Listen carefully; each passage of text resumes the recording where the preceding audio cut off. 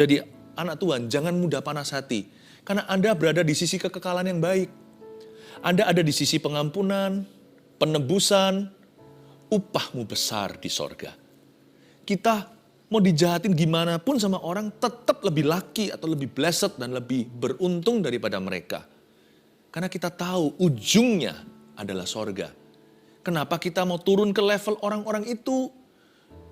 Kenapa kita ikut kepahitan? Kenapa kita ikut membenci mereka yang membenci kita? Kenapa kita membalas mata, ganti mata? Kita nggak berada di level yang sama. Kita ini sedang mandi dalam pengampunan. Kita ini sedang kuyup dengan kasih. Harusnya kita bisa spare some for them. Kita bisa sisihkan sebagian untuk mereka. Ampunilah sebagaimana Bapamu telah mengampunimu. Ingat doa Bapa kami. Kita ini berlebihan. Sekalipun mungkin secara harta duniawi kita nggak seberapa. Hidup juga masih ada masalah. Tetapi bagaimanapun juga roh kita itu kaya. Ya. Sebab mereka semua segera lisut kok seperti rumput. Horor ini. Dan layu seperti tumbuh-tumbuhan hijau. Saya ngeri. Kalau Anda bisa berpikir begitu, kemungkinan Anda tidak akan pernah seumur hidup lagi terjebak dalam area benci. Karena Anda merasa you are the luckiest person. Anda adalah orang yang beruntung di dunia ini. Dikasih demikian rupa oleh Tuhan Yesus. Percayalah kepada Tuhan ayat 3 dan lakukanlah yang baik. Diamlah dan di negeri dan berlakulah setia. Ini berbicara tentang apa? Bicara tentang peran kita. Kalau kita itu, hati kita lagi digoda untuk panas, kita sedang dicobai untuk benci, dan kalau kita itu seperti ditekan terus oleh dunia di sekeliling kita, dan mudah sekali dalam konteks seperti itu, hati itu mengeluh. Tapi di sini ada sebuah saran dari Daud. Daud yang sudah mengalami up and down kehidupan, dia berkata, percaya saja kepada Tuhan. That's the easiest way. Percaya aja sama Tuhan. Udah gak usah lihat kiri kanan, pasang tapal kuda. Terlalu banyak melihat juga gak bagus sih. Lihat aja seperlunya. Iman kita sih gak buta. Tapi orang beriman juga harus hati-hati mau lihat apa. Ya, karena hidup itu terlalu pendek. Jangan segala sesuatu dipertimbangkan. Gak usah semua dipikirkan. Gak selesai-selesai. Karena kita bukan Tuhan. Di hidup kita yang pendek sekalipun kita panjang umur, misalnya kita bisa sampai 80-90 pun, apa artinya dengan kekekalan? Itu pun kita gak bisa melakukan segala sesuatu loh di hidup ini. Gak bisa mencintai semua orang. Gak bisa syukuri segala perkara. Makanya itu belajar to enjoy. Belajar untuk pakai yang namanya kuk Tuhan itu ringan dan enak. Enak loh percaya sama Tuhan itu. Belajar percaya dan percayakan aja sama Tuhan. Lalu kita cukup lakukan bagian kita. Lakukanlah yang baik di mata Tuhan. Lakukanlah yang benar. Udah. Gak usah terlalu hiraukan. Belajar cuek-cuek dikit gitu loh. Terserah orang mau ngomong apa. Asal aku melakukan apa yang baik. Asal buah-buahku benar. Asal aku melakukan apa yang benar di mata Allah. Belajar gak usah hiraukan semua. Segala sesuatu. Hidup ini kan cuma berlalu seperti rumput yang sebentar hijau, besok layu. Apa sih? Kehidupan itu seperti uap di udara. Seperti asap sebentar lagi menguap. Kenapa kita pikiri terlalu berlebihan? Karena kalau kita sadar bahwa musuh kita itu, lawan kita bukanlah darah dan daging, tapi roh-roh jahat di udara. Manusia bahkan bukan tandingan. Orang mau apa sama kita? Itu hanya debu dan tanah kena hembusnya Tuhan. Dihembusi nafas, langsung dia jadi orang yang bisa berpikir, punya DNA, ya, bisa punya akal budi. Tapi sebenarnya loh, semua kita ini asalnya dan akhirnya adalah debu tanah. Debu kok dipikirin? Tanah ngapain dipikirin? Wah, kita bisa stres setengah mati hanya karena tidak di-like oleh teman.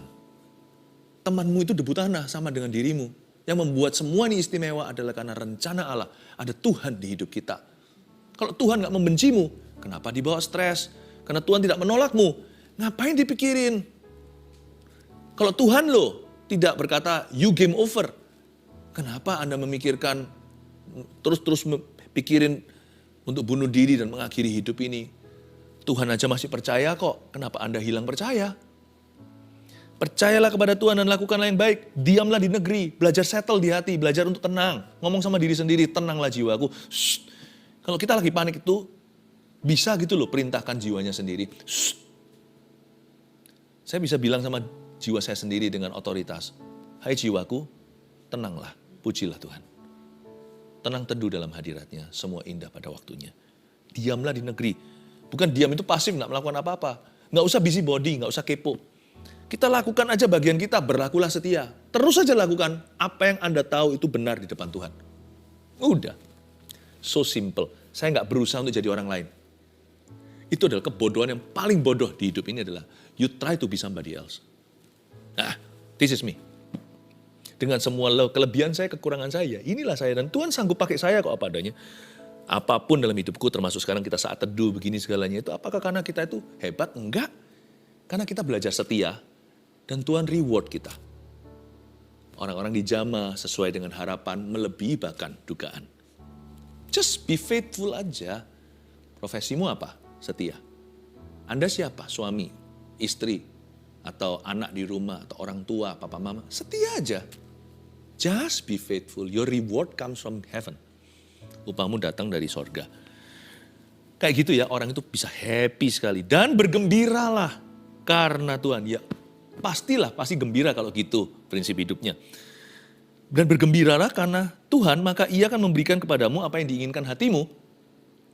Coba ya, saya kasih kuis. Lawan kata orang marah itu apa? Orang gak marah? Lawan kata orang marah itu orang sabar? Bukan. Saya kasih satu pewahyuan baru. Lawan kata orang marah kalau menurut ayat ini adalah orang gembira, orang bahagia. Tahu nggak, di dalam hidup ini untuk happy itu simple. Simply just be less angry. Nggak usah tambah happy. Happy nggak usah dicari. Just be less angry. Jangan marah, kurangi amarahmu, happy sendirinya. Bukannya ditambahin obat-obatnya. Karena itu bukan jawaban jangka panjang. Jawabannya sederhana. Tuhan berkata bergembiralah. Kalau nggak ada alasan untuk bergembira, karena Tuhan. Saya itu gembira tiap hari loh. Saya itu I'm going to heaven. Nggak mau cepet-cepet sih. Lebih berguna bagi saya tetap ada di sini supaya Anda berbuah. Saya nggak tergesa-gesa, terburu-buru. Karena saya tahu itu secure, itu aman. Tapi every day I'm happy. Tiap hari saya bangun tidur itu saya senang sekali. I'm going to heaven. Itu bukan angan-angan. Yesus sendiri mengatakannya di Yohanes 14. Kalau enggak, pasti aku memberitahukannya kepadamu. Di rumah Bapakku ada banyak tempat tinggal. Aku pergi ke sana. Kamu jangan gelisah. Percayalah kepada Allah. Percayalah kepadaku. Problema seperti benang kusut. Ini itu. Ya satu-satulah kita sortir. Tapi pikiran saya itu jangka jauh. I'm going to heaven. Dan saya tidak punya worry. Kenapa? Karena keluarga saya sudah dalam Tuhan. Itu membuat double joy. Atau sukacita seperti orang kalau menikah dalam bahasa Chinese-nya itu shuangxi. Ya, itu double joy. Saya nggak ada suatu penyesalan. Hidup akhirnya Kristus mati adalah keuntungan. Bergembiralah karena Tuhan. Kalau nggak ada alasan untuk happy lagi, happy lah karena ini. I have Jesus. Aku punya Yesus dan aku akan ke surga. Lawan kata orang marah apa? Orang bahagia ternyata. Jadi kalau kita nggak marah-marah atau kurang marah, tambah bahagia. Nggak marah, sangat bahagia. Marah-marah, nggak bahagia. Udah gitu aja. Matematika Tuhan itu simple, sederhana. Nggak usah les, terima aja padanya. Maka Ia akan memberikan kepadamu apa yang diinginkan hatimu. Nah kalau kita itu bergembira karena Tuhan, maka Tuhan akan memberikan kepadamu apa yang dibutuhkan hidupmu. Betul? Bukan ya? Apa yang diinginkan hatimu. Ini luar biasa loh. Happy itu ternyata mengandung janji. Siapa sih nggak mau dikasih PR gini? Kalau kita dikasih PR, wah stres. Kita dikasih homework, bukan hanya sekolah, waktu kita kerja, uang lembur di rumah. Tapi kalau Tuhan kasih kita tugas ini kan perintah. Kan ini jadi ayat firman Tuhan. Bergembiralah karena Tuhan itu kan sebuah order, sebuah command. Maka Ia akan memberikan. Wah seneng ya. Misalnya bayangkan bos panggil kita suatu hari dan berkata, kamu saya kasih tugas ya, ini misimu. Apa? Berlibur ke Hawaii. Wah, atau nggak usah jauh-jauh, berlibur ke Bali, semua sudah dibayar semuanya. Asal kamu happy, kamu bisa order room service, makanan apapun juga, makan di restoran manapun, ini kredit card saya. Udah nggak usah pikir bilnya. Hah? Masalahnya gini, bergembira karena Tuhan itu kelihatannya, wow, saya disuruh happy ya, senang. Kalau saya disuruh senang, dibayari semuanya, semua yang kuinginkan diberikan, mau aku. Hanya triknya di sini, bergembira karena Tuhan itu tidak semudah yang kau kira. Karena lawannya banyak, roh mengeluh, negative thinking. Oh banyak. Tuhannya for free, kasih semuanya itu cuma-cuma. Tetapi peperangan rohanimu kencang karena setan gak suka manusia bahagia dan setan paling benci kalau orang Kristen happy. Makanya coba lihat ya, kesaksian kita jadi lemah di dunia. Kenapa? Anak-anak Tuhan semua depresi. Dan sehingga orang berkata, lu ngapain aku kenal Tuhanmu? Aku gak kenal Tuhan aja gak seperti kamu. Saya ngerti bukan berarti orang Kristen harus sukses semuanya, lalu materi, bukan ya. Orang ikut Tuhan bukan karena itu loh. Orang ikut Tuhan karena mereka dapat damai sejahtera yang gak bisa dibeli oleh money. Tapi kalau damai sejahtera gak punya, kita mau beritahu apa kalau buah roh gak ada? Karena yang kita tonjolkan bukanlah harta, yang kita tonjolkan bukan sukses duniawi. Nah kalau sukacita gak ada. 3 buah utama, love, joy, peace gak ada di situ. Love itu kasih. Joy itu yang kedua setelah love. Yang nomor 2 itu runner up. Itu juara. Kalau Miss Universe itu yang runner up. Kalau itu Olympics itu yang medali perak itu berarti juara 2 sedunia. Yang pertama kasih lah, jangan dilawan lah, kasih terbesar. Kasih mana bisa ada tandingannya. Tapi yang nomor 2 coba lihat. Joy, sukacita, peace, damai sejahtera. Orang yang gembira itu damainya lebih banyak. Otomatis kalau kita itu bergembira karena Tuhan, damai nyusul. Coba lihat ya, orang ngeluh terus mana bisa damai? Nggak bisa. Dan happy itu mengandung janji loh. Maka segala keinginan apa yang diinginkan hatimu, bukan segala, apa yang diinginkan hatimu yang sesuai firman akan diberikan padamu, bukan kebutuhan, keinginan. Saya kasih 3 tips sederhana ya, seperti biasanya. Jangan panas hati, nggak berhenti sampai jangan panas, tapi saya akan berikan kepada Anda anak tangganya. Nomor 1, belajar bersyukur dan cuek yang seperlunya. Perbanyak syukur, udah. Apa-apa syukur ya sudah, aku tetap bersyukur karena cari-cari gitu, kayak orang cari-cari masalah, cari-cari kesalahan orang lain, tapi ini cari-cari kebenaran. Bukan pembenaran diri maksudnya, cari-cari kebenaran di dalam segala perkara, segala keadaan itu cari kebenaran Allah di dalamnya. Belajar bersyukur, cuek yang seperlunya. Saya punya satu confession, ada satu pengakuan. Bukan pengakuan dosa, menurut saya ini pengakuan mulia. Saya itu orangnya kayaknya diizinkan Tuhan dalam hal-hal tertentu itu sangat pelupa. Ada banyak hal yang terjadi di hidup saya itu yang nggak perlu saya ingat, misalnya kesalahan orang lain. Saya nggak sok suci ya, tapi 1-2 saya ingat dan saya masih bergumul untuk betul-betul menguburkan. Dan itu adalah salib pribadi, tapi sebagian besar itu nggak ingat. Maksudnya gini, saya itu pelupa. Saya kalau jalan di public place, di mall misalnya, ketemu sama orang tuh dia senyum, saya senyum kan, saya sapa. Iya. Nantinya saya baru diberitahu sama seseorang atau diberitahu atau saya ingat sendiri. Loh, itu orang kan ngomong gitu tentang saya. Itu orang kan pernah berbuat jahat. Saya baru ingat. Tapi saya sapa, setengah jam kemudian saya baru ingat. Oh iya. Tapi nggak apa-apa. Jadikan aku tetap lugu. Saya rasa itu Tuhan sengaja. Ada auto delete-nya. Tapi kalau kita hutang sama orang, jangan pura-pura lupa. Kembalikan tuh, ya. Kalau kita yang miutangi nggak apa-apalah, lupa. Nanti kan Tuhan berkati. Jasa orang lain diingat ya. Sekecil apapun, apalagi waktu engkau susah. Jangan pernah lupa loh. Sekalipun suatu hari Anda jaya, itu nggak seberapa bantuannya. Tapi waktu itu kan Anda sangat membutuhkannya. Kalau ada orang pernah bantu Anda. Tanpa pamrih membantu dirimu. Di masa-masa kau paling perlu. Never forget that person. Digede-gedein, disanjung-sanjung, dikembalikan budinya. Entah gimana caranya, kalau sekarang Anda mampu bisa itu, Anda berbuat sebaik-baiknya, kasih kebajikan kemurahan ke orang itu terus-menerus. Sampai dianya kemerah-merahan pipinya, udahlah gitu kok diingat-ingat. Kita yang membesar-besarkan. Lebay nggak apa-apa kalau soal beginian. Tapi kalau kita pernah jasa dalam hidup orang, padahal cuma kecil saja, lalu kita gede-gedekan, itu namanya lebay yang memalukan. Diingat-ingat dulu jasanya, iya ini orang dulu, aku yang sekolahkan. Orang sama-sama udah sampai punya cucu, udah tua, masih ingat-ingat terus. Oh, ini orang aku yang sekolahkan. Udahlah, kalau tangan kiri Anda memberi, jangan ketahuan tangan kanan, dan sebaliknya juga sama. Tangan kanan kiri jangan kompak. Kalau satu memberi, satunya itu nggak tahu. Auto delete, saudara. Belajar cuek lah yang seperlunya. Hidup ini terlalu singkat untuk bawa semua beban.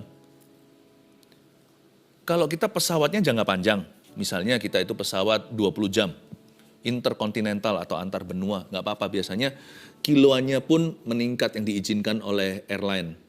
Ya, misalnya bisa membawa berapa puluh kilo. Ya, di kelas ini bisa nambah lagi berapa kilo.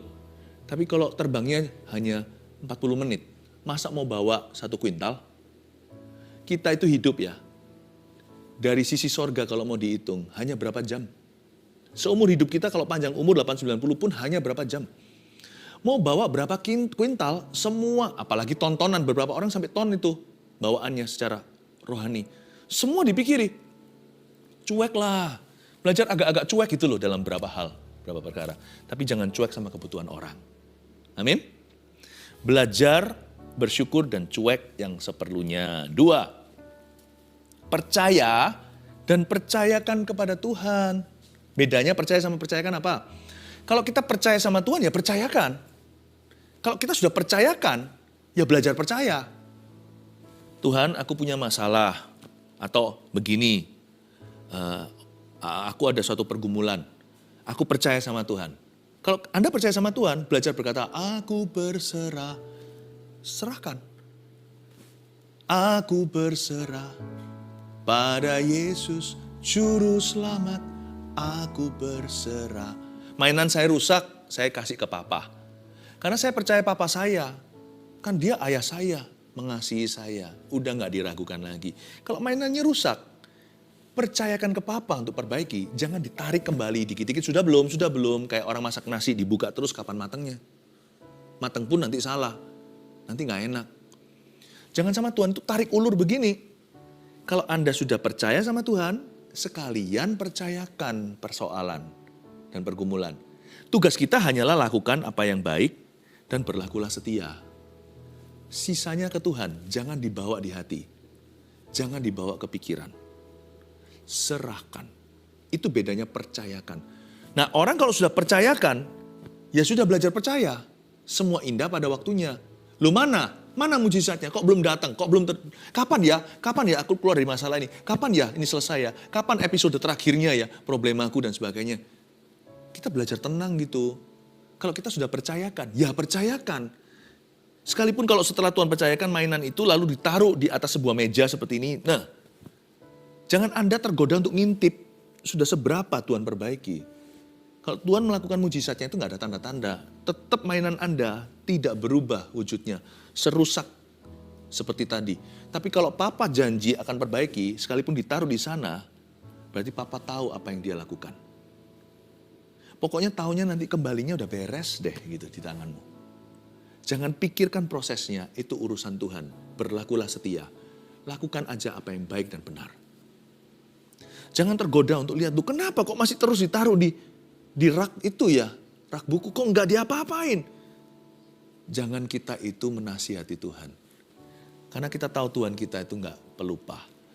Manusia bisa lupa, seorang ayah pun bisa pikun. Tetapi Tuhan Yesus tidak pernah melupakan janjinya, katakan amin. Percaya dan percayakan kepada Tuhan. 3, setia saja dan fokus lakukan tugas kita. Gampang kan? Gitu aja, kok susah? Kita nggak usah bawa susah. Makanya ada kata di situ tadi, berdiam dirilah di hadapan Tuhan. Atau diamlah di negeri, berlakulah setia. Kata diamlah di situ itu berarti fokus. Settle hatinya. Udah tugas kita ya tugas kita, setia saja dan fokus lakukan tugas kita. 1, 2, 3, apa aja? Jangan panas hati. belajar bersyukur dan cuek yang seperlunya. 2, percaya dan percayakan kepada Tuhan. 3, setia saja dan fokus lakukan tugas kita. Nanti kan selesai sendiri. Haleluya. Ulurkan tanganmu, mari kita sekarang berdoa. Untuk setiap orang yang sedang bergumul. Tuhan, hamba berdoa, minta supaya Tuhan secara adem, sejuk di dada, di hati setiap orang. Mengalirlah sungai Roh Kudus, sungai yang sejuk, gemercik air sorgawi. Ya Tuhan, Kau basahi dari atas kepala hingga bawah kaki setiap keluarga saat teduh yang sembahyang dan berdoa kepadamu dalam nama-Mu Yesus. Saat ini ya Tuhan, semua orang yang mengirimkan formulir permohonan ya Tuhan, dalam form permohonan doa atau lewat live chat ini ya Tuhan, satu persatu saat ini Tuhan, jamaah yang ada di komentar semua. Tuhan, setiap orang yang mengetik sesuatu saat ini Tuhan Yesus alirkan lewat jari jemari mereka. Ada kontak iman dengan kami lewat gadget biasa. Teknologi pun Tuhan bisa pakai seperti sapu tangan Paulus. I'm sending, mengutus ke sana sungai yang dari tahta Allah untuk menjamah setiap keluarga saat teduh. Dalam nama Yesus. Haleluya. Selalu ku rindu lekat dalam hatimu, mengikuti rencanamu, Yesus Tuhan Rajaku. Mengikuti rencanamu, Yesus Tuhan Rajaku. Mengikuti rencanamu, Yesus Tuhan Rajaku. Mengikuti rencanamu, Yesus Tuhan Rajaku.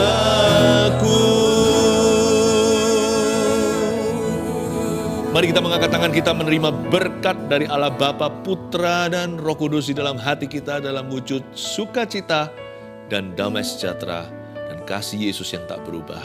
Bawalah damai di hatimu, sejuklah pikiranmu. Dalam nama Yesus, haleluya, amin.